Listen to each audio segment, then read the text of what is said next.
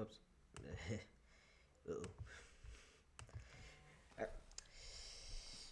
Alright, whoops, it's Ugly here, and we're getting ready to watch this PlayStation Reveal software showcase thing. I have no fucking idea what this is. So, we're 50 minutes, 50 minutes, we're about 10 seconds away. So, take us, here we go. This will be a full-length reaction, by the way, so, yeah, make sure we're good.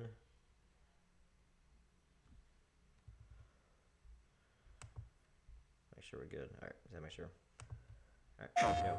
Hi, I'm Mark Cerny. I'm excited to be here to talk about the newest addition to our console lineup, PlayStation 5 Pro, and how it advances gaming technology. But first, I want to take just a minute to look at what we put in the original PlayStation 5 and how it delivers an exceptional gaming experience. PlayStation 5 I have does not look like that. When PS5 debuted in 2020, it brought a lot to the table. 8 Zen 2 CPU cores form the brains of PlayStation 5 and enable high-speed complex gameplay, with character counts reaching into the hundreds and frame rates that can be as high as 120 frames a second. PS5 has a powerful RDNA 2 GPU, which can render anything from intricate details to fantastic worlds with vast panoramas to explore. Ray tracing allows for dramatic visual improvements, including reflections off of water or glass, and the realism that comes from real-time global illumination.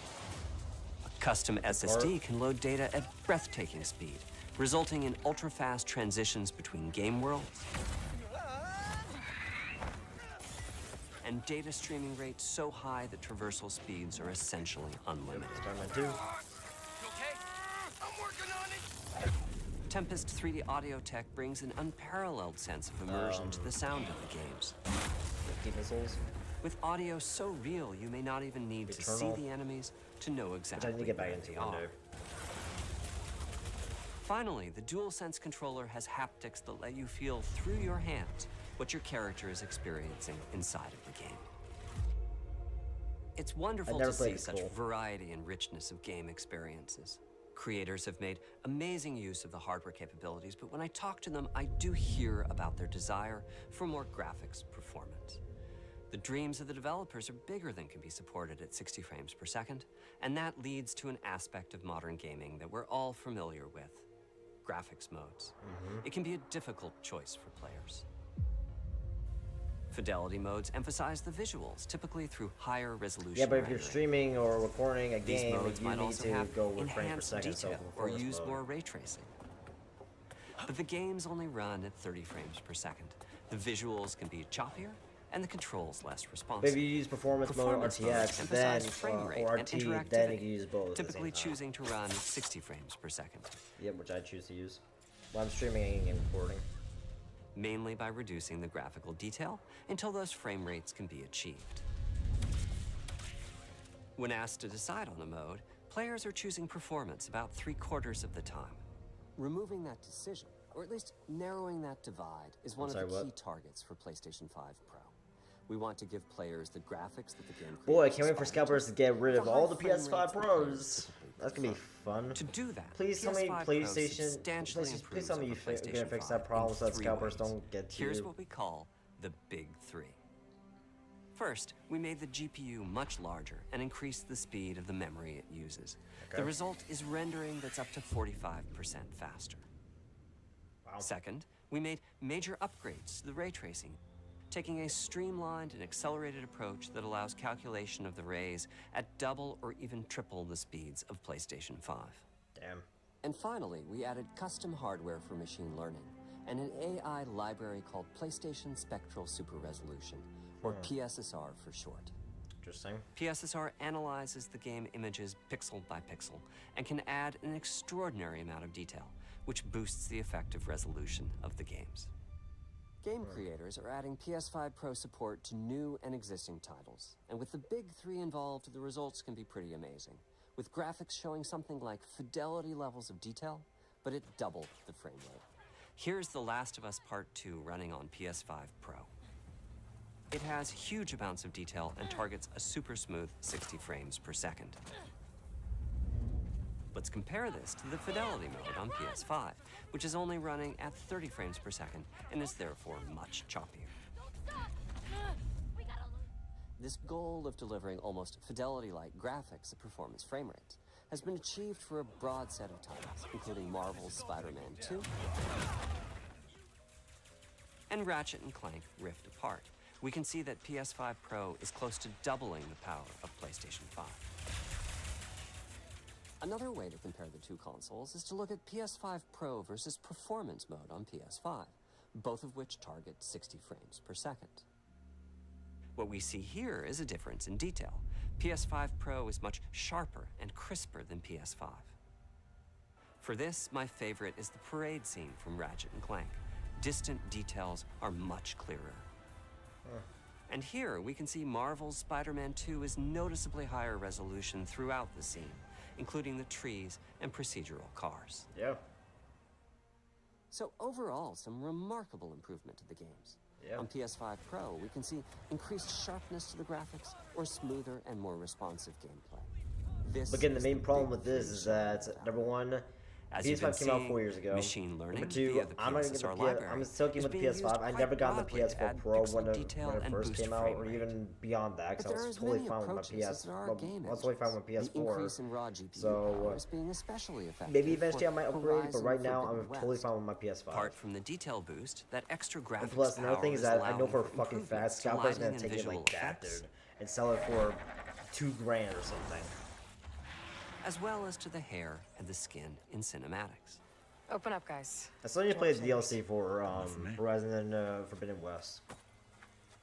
Ray tracing is finding broad usage as well, particularly when the games are focused on higher frame rates. The faster hardware in PS5 Pro can make a real difference, allowing Gran Turismo 7 to add ray-traced reflections between the cars in gameplay, while continuing to support their targeted 60 frames per second. That boost in ray tracing is also delivering big wins for Hogwarts Legacy, Whoa. Damn. allowing not only for better reflections and a yeah, greater that's a little variety of reflections, reflective insane. surfaces, but also for further realism in the casting of shadows. I hope you've enjoyed this run-through of the technology behind PlayStation 5 Pro. Simply put, it's the most powerful console we've ever built, and a worthy addition to the PS5 family. Let me wrap this up by giving you a quick look at a number of games running on the new console. Copyright.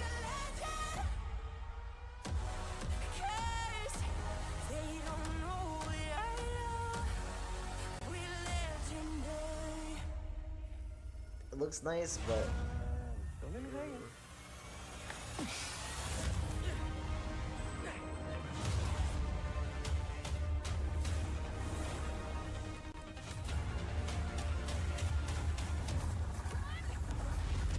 Close your eyes.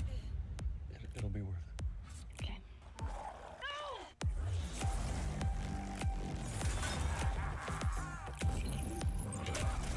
Did I do it? Oh, what is this? What's with all the neon? Well, open your fairies.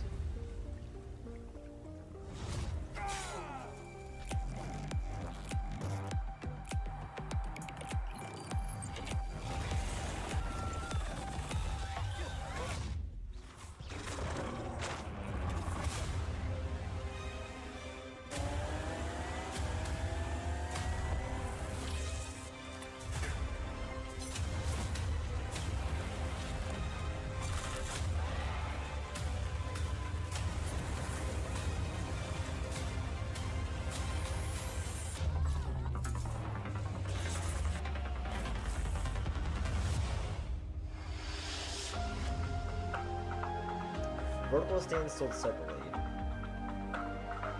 Okay. See, again, Scalper's gonna take it easily and sell it for like $12,000, like not $12,000, like $1,200 or something like that, or even more. Is that it? That's really it.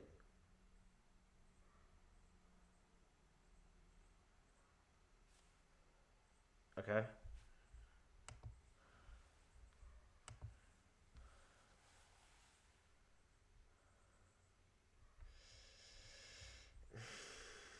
Yeah, see, dude, it's not worth it.